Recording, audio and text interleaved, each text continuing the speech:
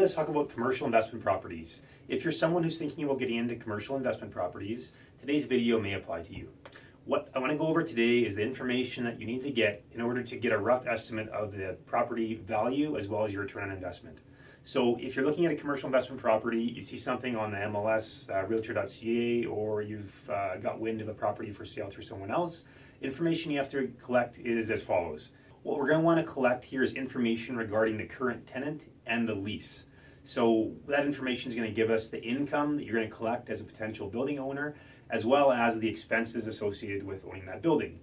Income less expense equals your net operating income, and that helps us derive a value for the building as well as your return on investment. So what you're going to want to collect is the information around the base rental income.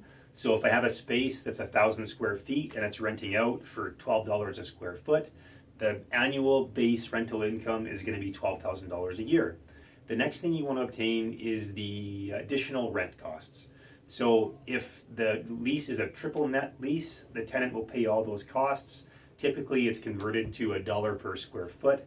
So if I have 1,000 square foot property and I'm paying a base lease of $12 a square foot, that's $12,000 a year. The additional rents on top of that, which is usually anywhere from $2 to $7 depending on the property you're looking at.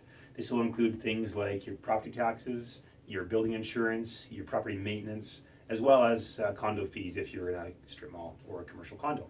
The other thing that might come into play is some additional rent, so above and beyond your base rent and your additional rent, you may have things like sign rentals. So as an example, in a commercial complex, there's usually a pylon sign, and the landlords typically rent the pylon sign space out. So whether it's $100 to $200 a month, something like that, it may add up as well. So moving on to the expense portion, things like property taxes, building insurance, property maintenance, snow removal, grass cutting, things like that. Condo fees, that'll include some of the maintenance costs as well. If you're in a commercial strip mall, you'll have some condo fees. If you're a standalone building, you most likely won't. You're going to see higher additional rent costs when there is condo fees included.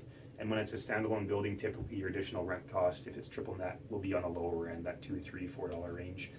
When you get into commercial condos, your additional rent is going to be in that $4, $5, $6, $7 a square foot range.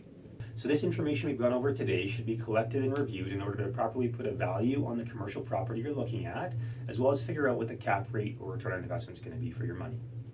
This information can be collected from the listing agent of the property or from the building owner directly if it's a private listing.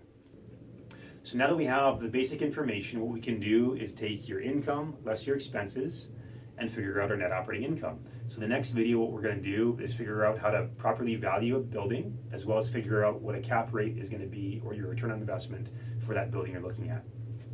I hope you enjoyed this video. We'll see you on the next installment of this series. Please subscribe below, and as always, thanks for watching.